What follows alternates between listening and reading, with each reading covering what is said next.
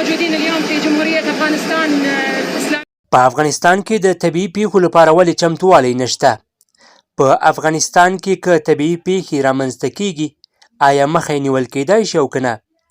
په دې اړه مهم معلومات را سره په همدغه ویډیو کې وګورئ او هیواد پریس چینل سبسکرایب کړئ. درنو کتونکو السلام علیکم. د نړۍ د نورو هیوادونو په څیر په افغانستان کې هم د طبیعي پیښو شمیر زیات شوی دی چې پکې زلزلې، سیلابونه او وبایي ناروغۍ د یادونې وړ دي. زلزلې د ځمکې دننه د بېلابېلو لویو تکتونیکي تختو د ټکر له امله رامنځته کیږي. ځمکپوهان وایي چې د افغانستان لاندې ځمکه د آسیایي او یوریشیایي تختو د یو بل سره د ټکر له امله د نورو هیوادونو په پرتله ډېرې زلزلې رامنځته کوي. ځینې له دې زلزلې څخه د شدت له لوړې درجې برخمنې دي او ډېر شمېر انساني او مالي زیانونه رامنځته کوي.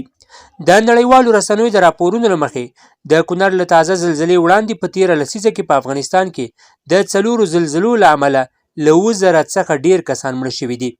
د کونړ او د ختیځ افغانستان په نورو ولایتونو کې د زلزلې د قربانیانو شمیر له 1.5 زیات دی او ټپیان هم په زرګونو دي. د دې احتمال شته چې دغه شمیره نوره هم زیاته شي ځکه چې د لوړو غرونو لرې پرتو سیمو ته موټر نشي ورتلی او معلومات په ځان سره رارسیږي. په تیرو څو کلونو کې د سیلابونو شمیر او کچه هم زیاته شوې چې هیوادوالو ته انساني او مالي زیانونه پیښ کړي دي. د اقلیم د بدلون له امله د بارانونو د ورښت ترتیب هم بدل شوی دی. ورښت اوس د پخوا په څیر یوازې د کال د اوړي او ژمي ځانګړو میاشتو پورې محدود نه دی بلکې ناڅاپي او په داسې ورځو کیږي چې خلک ورته چمتووالی نه لري. کله چې د غرونو پر سر پرتې واورې او برف کوچونه له بارانونو سره ګډ شي له دې څخه لوی سیلابونه رامنځته کیږي. خو د طبیعي پیښو په اړه په 2 ټکو پوهېدل اړین دي. لومړی، طبیعي پیښو ته دغه نوم ځکه کارول کیږي چې د دې پیښو راتګ د انسان په لاس کې نه دی بلکې د طبیعت لخوا رامنځته کیږي. خو اوس علم او تجربې دا څرګنده کړې چې د طبیعي پیښو په رامنځته کېدو کې د انسانانو اعمال هم رول لري. د بیلګې په توګه په اقلیم کې د کاربن ډای اکساید زیات خپرېدل د طبیعي چاپیریال د زیانمنېدو لوی عامل دی چې دا د انسانانو له لاسه رامنځته کیږي. همدارنګه په هیواد کې د ونو او بوټو شتون له یوې خوا د بارانونو د اوبو د جذب لپاره مثبت رول لوبوي او د وچکالۍ او قحطۍ مخنیوی کوي او له بلې خوا ونې او بوټي د طبیعي پیښو په وړاندې د خاورو او تیږو د بهیدو مخه نیسي. تر ټولو مهمه خبره دا ده چې ونې او بوټي د کاربن ډای اکساید په جذبولو سره د انسانانو په روغتیا کې هم ډیره مرسته کوي. د یو هیواد د ځمکې 2% باید په ونو، بوټو او ځنګلونو پوښل شوي وي. د دې پوښتنې ځواب د هغه هیواد د ځمکني شرایطو پورې اړه لري. خو متخصصین وایي چې د یو سالم چاپیریال لپاره د هیواد د ټولې ځمکې له 25 څخه تر 40 سلنه پورې باید په ځنګلونو پوښل شوي وي. د ملګرو ملتونو د معلوماتو له مخې اوس د افغانستان د ځمکې یوازې 2.1 سلنه په ځنګلونو پوښل شوې ده چې د نړیوالو معیارونو په پرتله ډیر کم دی او دا هم د انسانانو د غفلت پایله ده.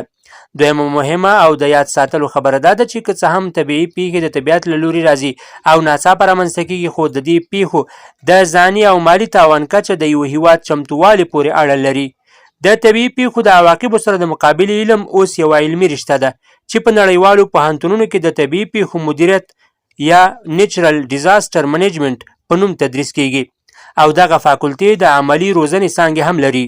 سربیره پر دې د نړۍ زیات شمېر هیوادونه په دې برخه کې وزارتونه او موسسې لري او تجربې ښودلې چې څومره دغه موسسې چمتو، منظمې او مجهز وي هغومره د طبیعي پیښو له امله تاوان کمیږي. د بیلګې په توګه په جاپان کې ډېرې زلزلې رامنځته کیږي. د کلني اوسط په اساس په جاپان کې هر کال شاوخوا 1500 زلزلې راځي خو زیاتره یې سپکې وي. د ریختر په کچه د 5 درجو نه لوړ د زلزلو کلنۍ شمیره 160 ده خو بیا هم تاوانونه یې ډېر کم دي ځکه جاپانیان د خپل ژوند ټول سیستم د احتیاطي تدابیرو سره سم برابر کړی دی. د دوی د ودانیو جوړښت د اضطراري شرایطو لپاره د خبرتیا نظام او د اغیزمنو خلکو لپاره د مرستو تنظیم ټول د تاوانونو د مخنیوي لامل ګرځي. په افغانستان کې پرلپسې جګړو او سیاسي ګڼې ګوڼې دولتي او ټولنیزې موسسې دومره کمزوري کړي چې د طبیعي پیښو د عواقبو سره د مقابلې توان یې ډیر محدود دی کوم چې د تاوان د لوړوالي سبب کیږي. په عمل کې زیاتره وخت د طبیعي پیښو د عواقبو د کنټرول بار د کلیو، بانډو او د سیمې د خلکو په اوږو پاتې کیږي. په نږدې کلونو کې د طبیعي پیښو ځپلي خلک له وړتیا لرونکي دولتي مرستې محروم پاتې کیږي ځکه چې د طالبانو لخوا د ښځو پر تعلیم او کار د ناروا بندیزونو له امله په روغتونونو کې ښځینه ډاکټرانې نرسان او قابلهګانې نشته. دغه وضعیت په طبیعي پیښو کې د ټپي شویو ښځو د درملنې پر مهال جدي ستونزې رامنځته کوي، لکه څنګه چې د کونړ اوسنۍ زلزله یې ښه مثال دی. همدارنګه د طالبانو ادارې کار مسلکي کسانو ته نه دی سپارلی او په هره څوکۍ یې داسې ملایان کېنولي کوم چې د اغېزمنو خلکو سره د مرستې کول وړتیا نه لري. برسیره پر دې د طالبانو د ادارې عدم مشروعیت د طبیعي پیښو پر مهال د نړیوالو مرستو په جذبولو کې خنډونه رامنځته کوي. د طالبانو د ادارې دغه کمزورتیاوې یو بشري آفت دی. د دې حل د نجونو په تعلیم او د ښځو په کار باندې د بندیزونو لرې کول او د خلکو په خوښه د تبعیض نه پاک داسې نظام جوړول دي چې کارونه پکې اهل کسانو ته وسپارل شي.